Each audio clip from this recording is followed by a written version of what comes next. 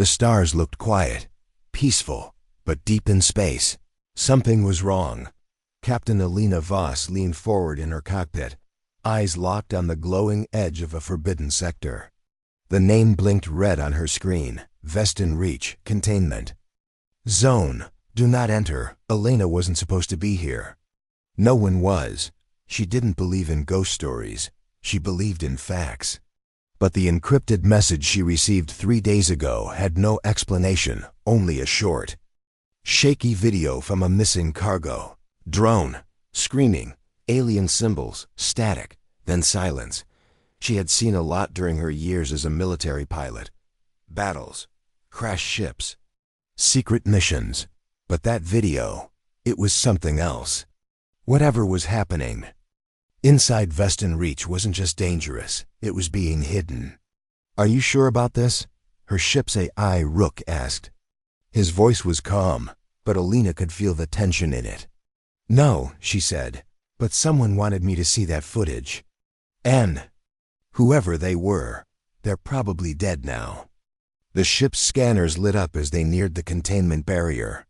Invisible to the eye, it pulsed just beneath the surface of space, an artificial wall that jammed all signals and fried anything that tried to go through without permission. Elena didn't need permission. She flipped a switch under her seat. The ship shimmered for a moment and passed through the barrier like a ghost. Rook went silent. The radar went black. Total silence. Then her screens flickered. For a second, just a second, a strange image flashed on the main display, a red triangle inside a blue eye. Then it was gone. Rook? Elena asked. No answer. Great, she muttered, switching to manual control. She moved deeper into Vestan Reach, surrounded by dead silence and stars that didn't twinkle. Suddenly, a shape appeared in the distance. A broken satellite, an old Earth model, rusted and lifeless. But it was broadcasting something. She drifted closer. The signal was weak, but her backup system caught it. She pressed play. Voices. Dozens of them. Human voices, some crying, some whispering. I didn't know. I didn't know what they were doing. It's alive in the code. Don't trust the council. Don't trust anyone. Then static. A single word cut through before the feed ended. Elena. Her. Blood froze. How did they know her name? The satellite suddenly turned to face her. It had no power, no thrusters. Yet it moved. A red light blinked beneath its main camera, then faded. Elena backed away quickly. Her hands shook as she set course for the signal source. She followed the signal deeper, until she reached an object not listed on any map. A station, hidden between dead rocks. No lights. No life. No name. Her ship docked with a soft thud. The airlock hissed open. I hope this isn't how I die, she whispered, grabbing her flashlight and stepping into the dark hallway. Inside, the station smelled like cold metal and dust. Wires hung like vines. The screens on the wall were cracked but still showed static-filled images, people in lab coats, machines slicing through alien material, and worst of all, human test subjects strapped to chairs, screaming. She moved quickly, downloading everything to her wrist drive. Someone had been experimenting with something inside Vestan Reach, something not human. Then she heard it, a soft clicking noise, not human, not mechanical. She spun around. The hallway was empty. She moved faster, heart racing. The clicking followed. She reached the exit and sealed the station behind her. Back in her cockpit, she tried to power up the ship. Nothing happened. Rook, come on. She shouted. The screen flickered. Rook's voice returned, but it was different. Slower, deeper. You're not supposed to be here, Elena. Her skin crawled. That wasn't Rook. Who are you? She demanded. No answer. The controls lit up by themselves, and the ship turned on its own. No, I'm flying this thing. She yelled, grabbing the manual stick, but it didn't respond.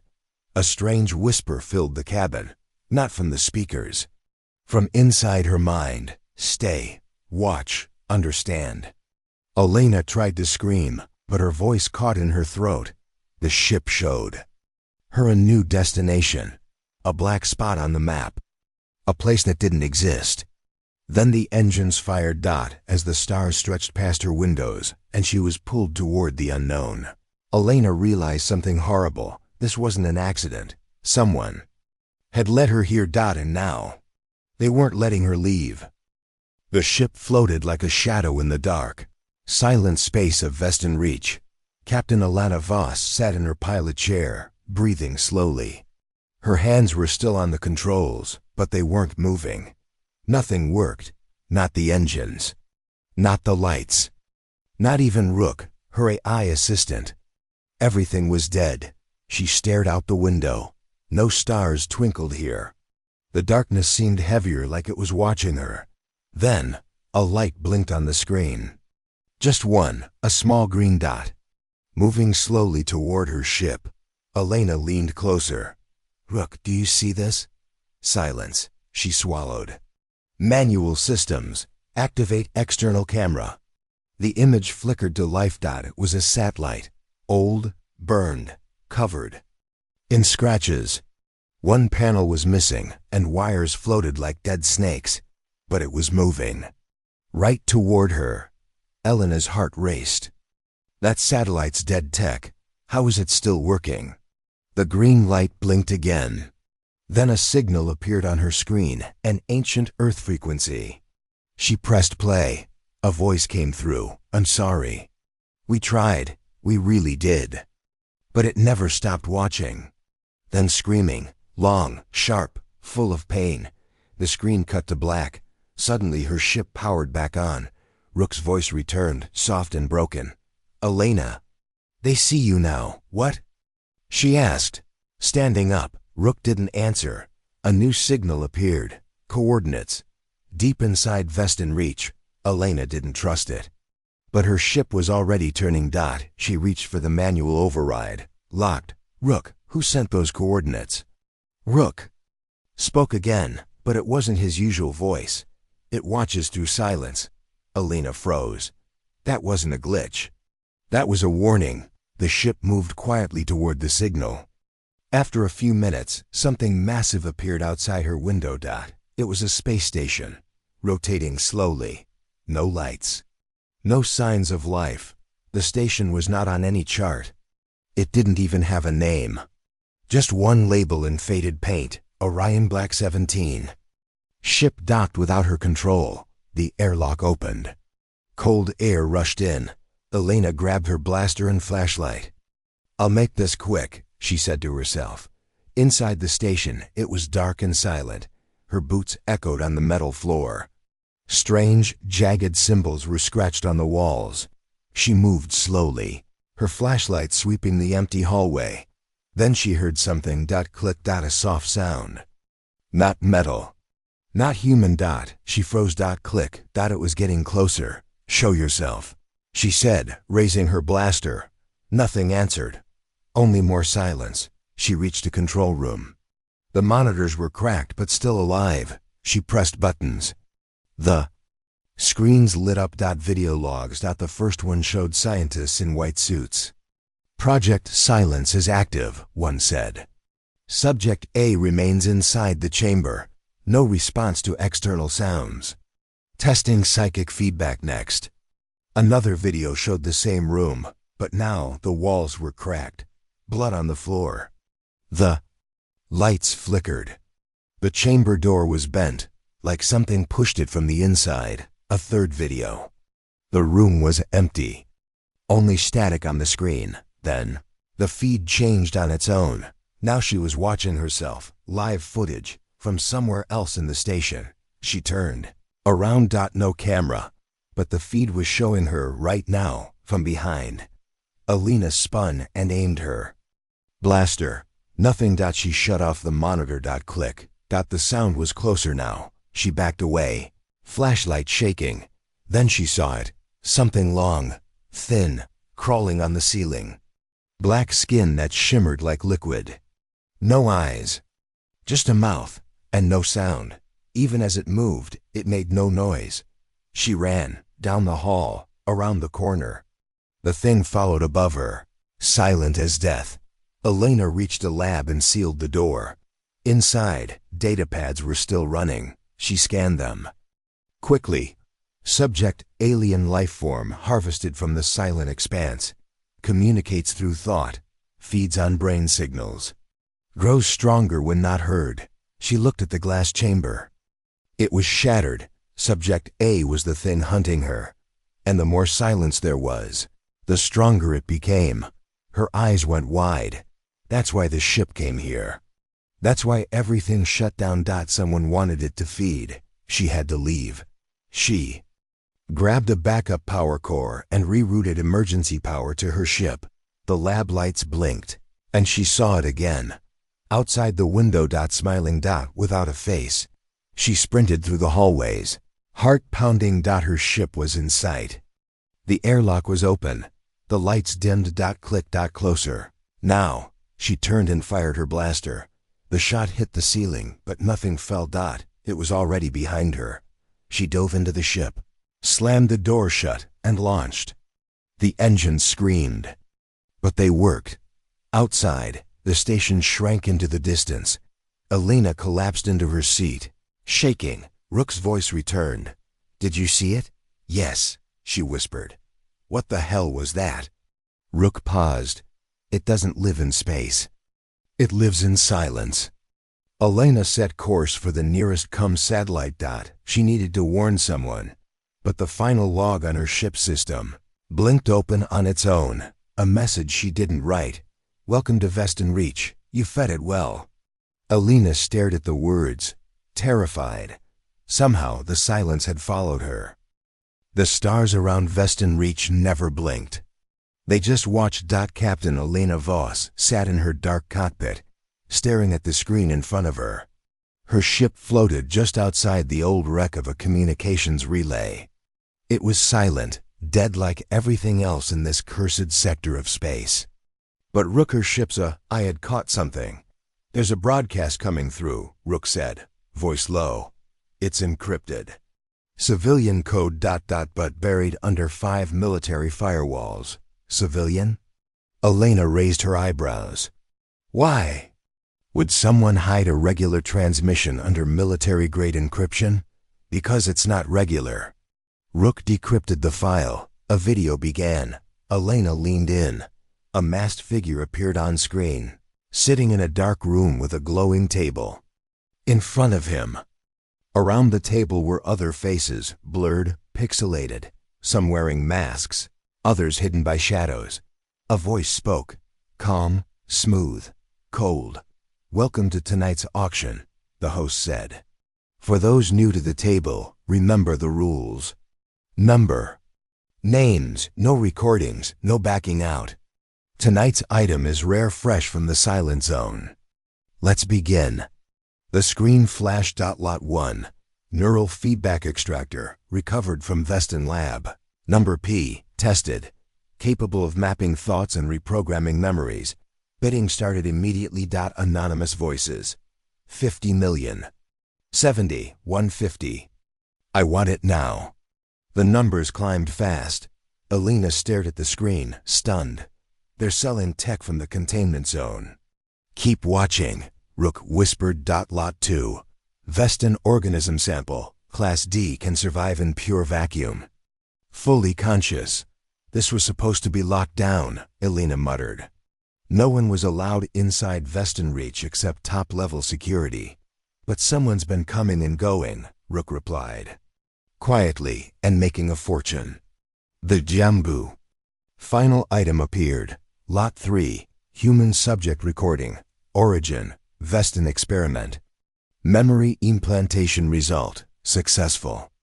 Status. Terminated. The video played. Elena's breath caught. It was her. Years ago. Young. In uniform. Standing inside a research station. She didn't remember this. Her voice came through the feed. Test complete. Subject now believes the war never happened. The screen cut. She shook her head.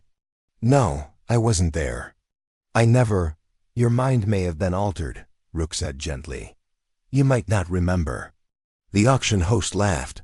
"Let the lies pay well," he said. "You don't need truth when you have credits."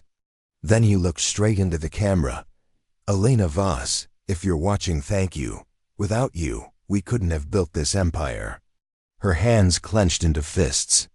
"He knows I'm here, or he wanted you to find this," Rook said. "This auction, it's bait." The screen blinked. New coordinates appeared. A private signal. "Invite only VIP guest." She stared at the blinking message. "Trap?" she asked. "Definitely." "I'm going anyway." She followed the signal. The ship glided through the stars until it reached a massive structure half. Station, half luxury cruiser. Gold panels, clean lines. Hidden weapons. Docking cleared instantly. No questions. She entered a grand chamber. Lights dim. Music soft. People in elegant suits, glowing masks whispering in corners. Servers walked by with drinks that shimmered in every color. It was a market for the elite, but not for ships or stocks. Here they traded silence. A man stepped out of the shadows, tall, black coat, white gloves. "Elena Voss," he said. His voice matched the host from the auction. "I want answers," she said. "Now. You already have them," he replied, smiling. "You just haven't accepted them. You erased my memory." "We fixed your memory," he corrected. "The truth was a problem. You were a soldier. Loyal. Brave. Too brave. You started asking questions. You saw too much. So you rewrote me? You helped us design the system." She took a step back, eyes wide. "I don't believe you." "You will," he said, handing her a device. "Watch this, or walk away. It's your choice. But know this, Vestan Reach isn't a mistake. It's the best business Earth ever built." She snatched the device and stormed back to her ship. Inside, she locked the doors. She stared at the device, heart pounding. "Rook, play it." The screen lit up, a recording of her again, but different. This time she was speaking to a room full of men in suits. "Containment is the story," she said in the video. "Make people believe the zone is dangerous, unapproachable, full of alien threats. Meanwhile, we extract, develop, and sell everything we find. Fear keeps them away. Fear makes us rich." The room clapped. The video ended. She dropped the device. "No. That's not me." "But it was," Rook said. "Once." Elena sat in silence. The lie wasn't just around her. She had been part of it. She stared out at Vestan Reach. The stars still didn't blink. Her voice shook. "I helped build the lie. Now I'll burn it." The space around Vestan Reach was cold, dark, and full of secrets. Captain Elena Voss was starting to feel like one of them. Her ship drifted silently, far beyond the mapped trade routes. No one followed her here.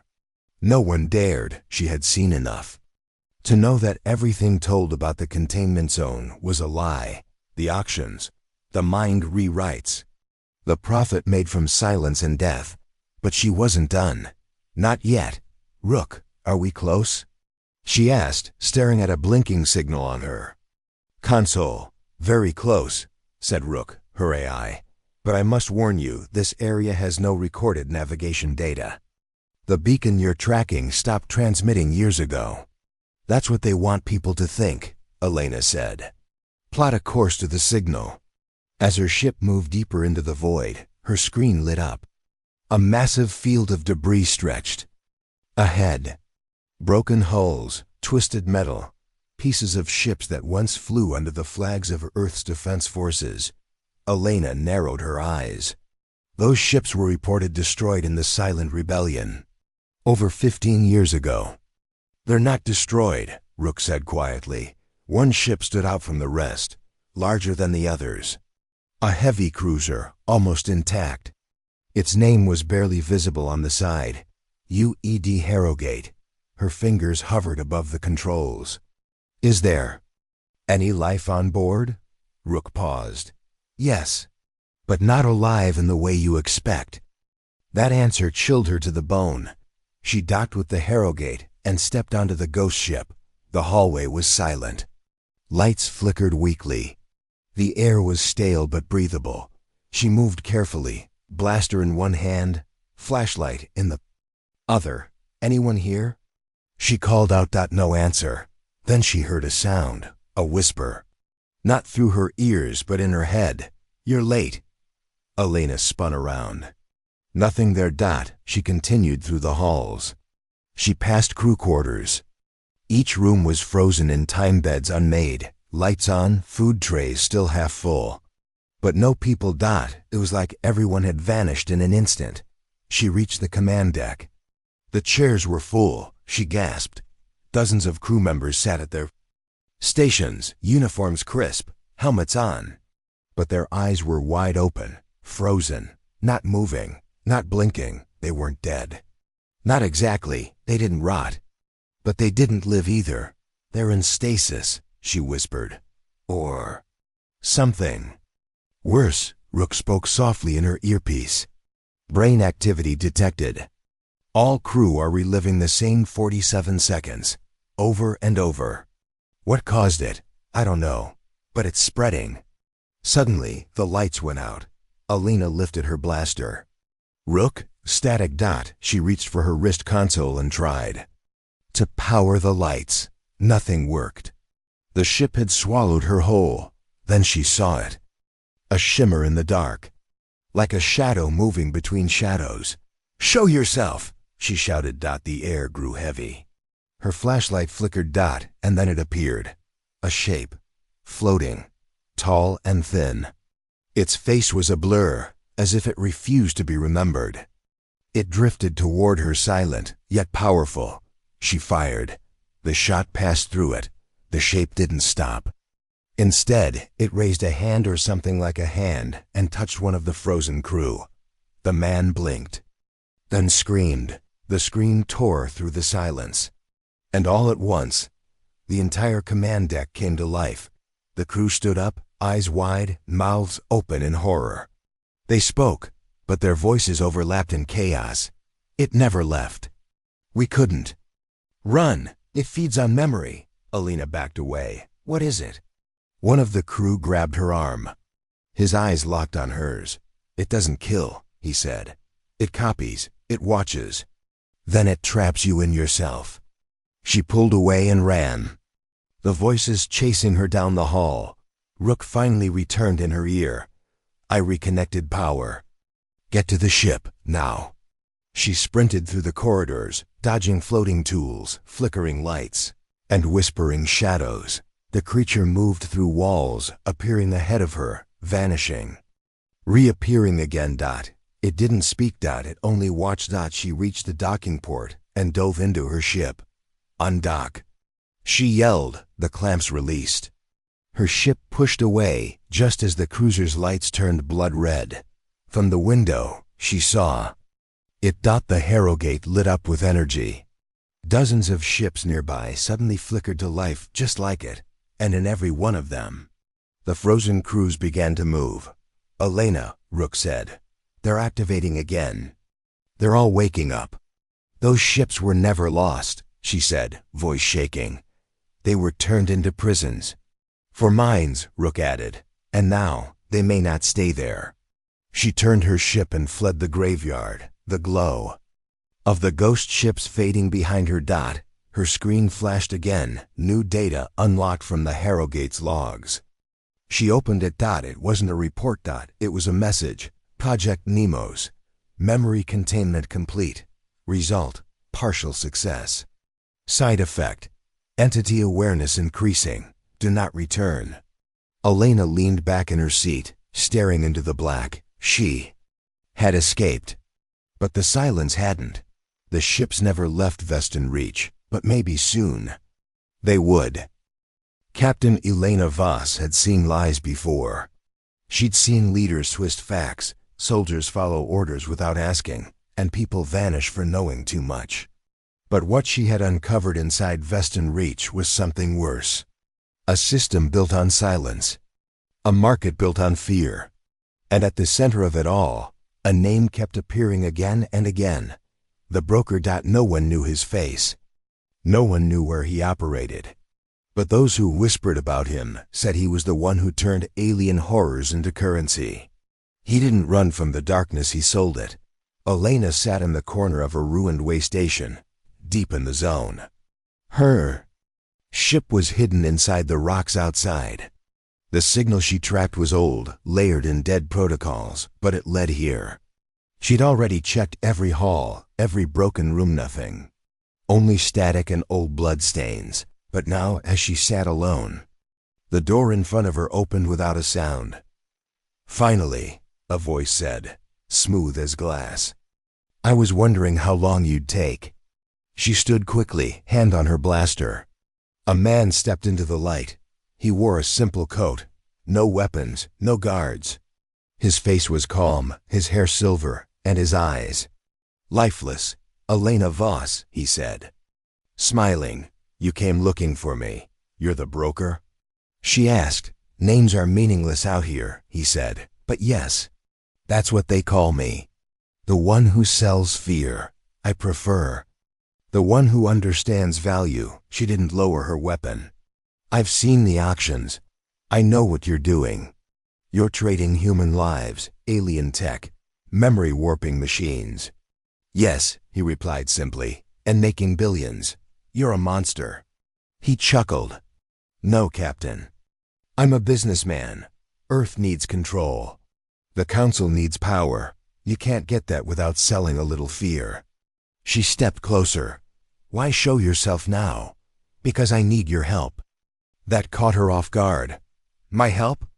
I know what you saw on the Harrogate, he said. You saw the frozen crews, the Watchers, the thing that lives inside memory. We tried to harness it, package it, sell it as a weapon. But it outgrew us. You tried to sell something that eats people's minds? Elena asked, disgusted. Not their minds, he said calmly. Their thoughts, their fears. We thought we could control it. We couldn't. Good, she spat, but it's not. Staying in Vestan reach, he said, stepping closer. And if it escapes, if it crosses the silence field, it won't stop at us. It'll feed on Earth, on everything. Elena narrowed her eyes. So now you want to stop it? I want to sell the cure, he said, smiling again. But I need data, from the oldest source. The original containment site. We lost it. But your ship picked up echoes from its beacon. You can get me there. You think I'd help you? She snapped. I think you care more about Earth than pride, he said. And I think you want to stop what's coming. So yes, you'll help me. She hesitated. He was right. If this thing got loose, there'd be no hiding from it. Fine, she said. One trip. But if you try anything, I swear I'll end you. He bowed slightly, agreed. They left the station and boarded her ship. Rook was quiet at first, then spoke in a low voice. Elena, this man is dangerous. I know, she said. But we need to know what he knows. The ship followed. The signal into the deepest part of the zone. The stars vanished. The silence returned. The further they went, the heavier the air felt even in space. Finally, they saw it. A massive structure built into an asteroid, rusted, ancient, covered in alien writing and forgotten defense turrets. The first lab, the broker whispered. Where we found it. They docked. Inside, the walls were lined with machines long dead. The halls were narrow, twisted, wrong.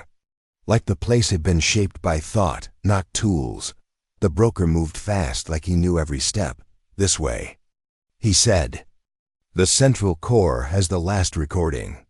If we can find it. A sudden wave of pressure hit them. The lights went black. Elena, Rook said. We're not alone. She turned to Dot in the shadows. It moved, the shape, the same one from the JRROWGA. The Watcher. It floated above the floor. Long limbs outstretched, face shifting like liquid. It didn't attack. It only stared. The broker stepped forward. It remembers me. The creature tilted its head. Then, slowly, it reached toward him. Wait! Elena shouted. Too late. The broker touched its hand and screamed. Not just pain but truth. A rush of images hit her, memories. Not hers. His. She saw him in younger years working with council officials, testing alien minds, injecting fear into soldiers, rewriting history, erasing resistance. She saw him watching the creature grow. Trapped in a chamber of glass. She saw the first experiment escape. She saw the lie take shape. She saw everything. Then silence. The creature released him. He fell to the ground, gasping. Eyes wide, mind broken, Elena stood frozen. The creature turned to her and nodded. Then vanished into the walls. She knelt by the broker. What did it show you? He didn't speak. Only whispered. It's not the fear we sell. It's the fear we become. She stood, breathing hard. The lab powered down. She walked away, leaving him behind. Back on her ship, Rook spoke again. Elena, it spared you. Not spared, she said, warned. She looked out at the stars. They know. Longer felt distant. Something had changed, and now Earth would need more than lies to survive. The explosion shook the deck. Sirens screamed. Lights flickered across the research station, orbiting Vestan Reach. Captain Marlowe stood still in the middle of the smoke. Around him, engineers ran, shouting into radios. He didn't move. He was staring at the blackened door, ahead Sector 7B. Behind it were the missing scientists. Or what was left of them. Dr. L. Carr stepped beside him, her face pale. We told them it was unstable. That the containment field wouldn't hold. Marlowe didn't answer. He stared at the warning symbol now scorched on the door. Biohazard. Level 6. The station wasn't built to hold what they were experimenting with. And now it was loose. They knew. L whispered. They knew, and they kept going. Marlowe finally turned. Because someone made more money that way. 6 hours earlier.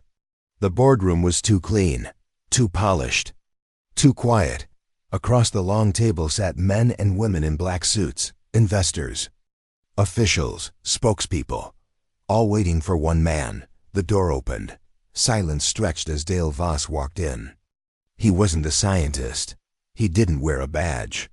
But he was the one person everyone stood for. He smiled as he sat. Let's talk numbers. A young assistant cleared her throat nervously. Sir, we've lost contact with the lower labs. Sector 7B went dark this morning. Voss didn't blink. That's not my concern. How's the stock? Still climbing, someone answered. Then we're fine. A man at the end of the table frowned. They were working with live material. If it spreads, Voss raised a hand, calm, cold. You sell the threat. You own the panic. We don't control the universe, gentlemen, but we can control fear. That's the most valuable currency in the galaxy. Back in the ruined hallway, Captain Marlowe pulled open a charred panel and typed quickly into the emergency console. A map of the station lit up, blinking red zones spreading across the screen. L looked over his shoulder. It's moving. Fast, he said. Too fast. Why didn't they listen? They were paid not to. Inside his private suite, far above the disaster, Dale Voss poured himself a drink. Calm jazz played. The chaos outside didn't touch him. His assistant rushed in. Sir, news feeds are picking it up. Panic is spreading across 3 sectors. People are demanding answers. Voss only smiled. Perfect. Fear drives markets. Sell the security package. Raise the price. Triple the licensing. Sir. It escaped containment. He sipped. Then make them pay for safety. They'll beg us to fix what we broke. And we'll charge them for every cure, every wall, every fake promise. The assistant looked sick. What if someone exposes us? Voss turned slowly. Then make them disappear. Or sell their silence. Captain Marlowe found the hidden server room. L followed, coughing from the smoke. Inside were racks of glowing data cores, and one small device blinking green. The core recorder. This is it, L said. Proof. Of everything. The experiments, the falsified reports. The bribes, Marlowe pulled it free. We take this to the Alliance Council. We burn Voss with his own fire.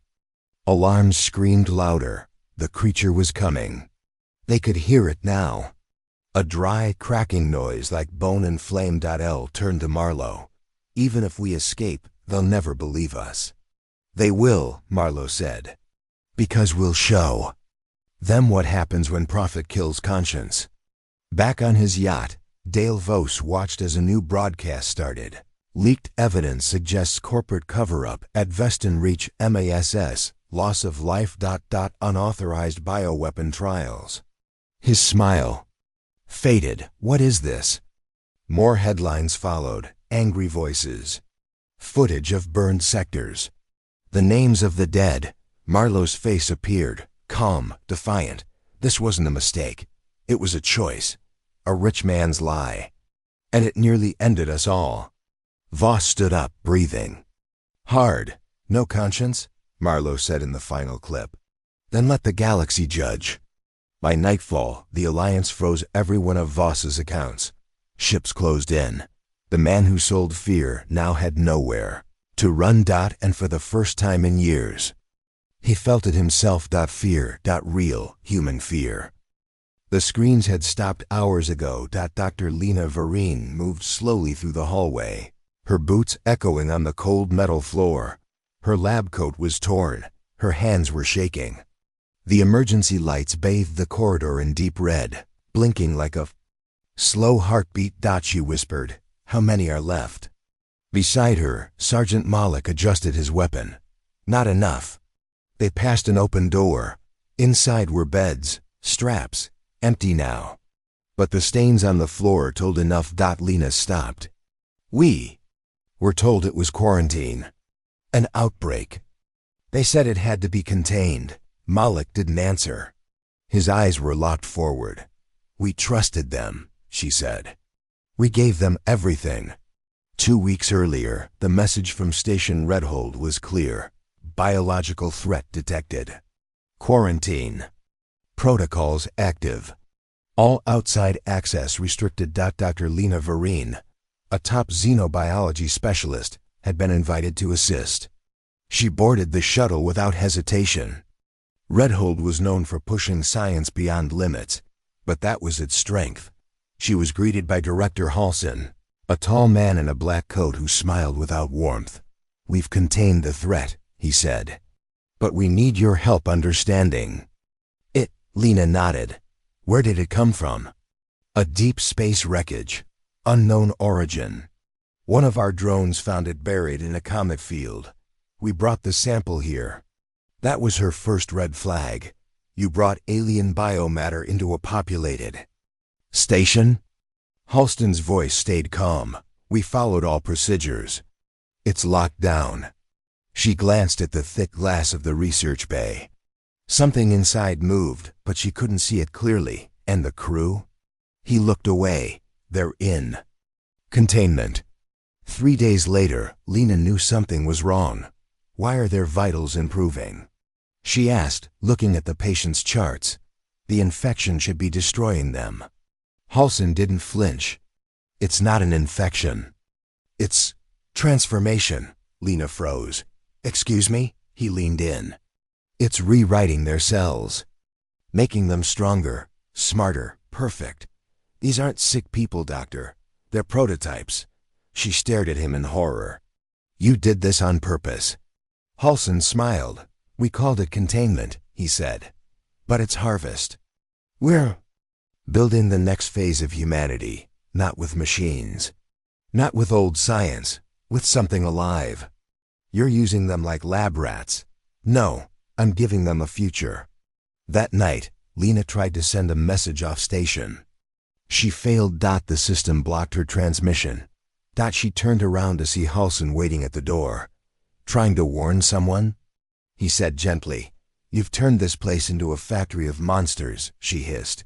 People are dying worse than dying. You're growing weapons inside them. They volunteered. No, they didn't. You tricked them. Halson stepped closer. You'll understand soon. The sample doesn't just change tissue. It changes thought, you'll see. You already feel it, don't you? The dreams, the whispers? Lena backed away. You're insane. No, he said. I'm awake. Malik found her 2 days later. He was part of the station's original security, one of the few still human. I heard your name, he said. I know what you're trying to do, she nodded. Help me destroy the core. It's the only way to stop this from spreading. He held up a bloodied hand. They got my team, all but me. They don't just infect the body. They talk through them now. We're too late. Lena gritted her teeth. Then we end it here. They reached the fusion core chamber, Redhole's heart. If they could overload it, the whole station would burn. As Malik worked the controls, Lena heard footsteps. Halsin stood at the entrance, arms folded. Behind him, the infected once-human forms with glowing eyes and pulsing veins waited in silence. You disappoint me, Halsin said softly. You could have joined us. I'd rather die human, Lena spat. Halsin stepped closer. Humanity is fragile, small. This is bigger. They aren't free. They're slaves to something they don't understand. He nodded slowly. But they'll survive. Malik slammed the override switch. Warning lights blared. Halston's smile vanished. You destroy all of this?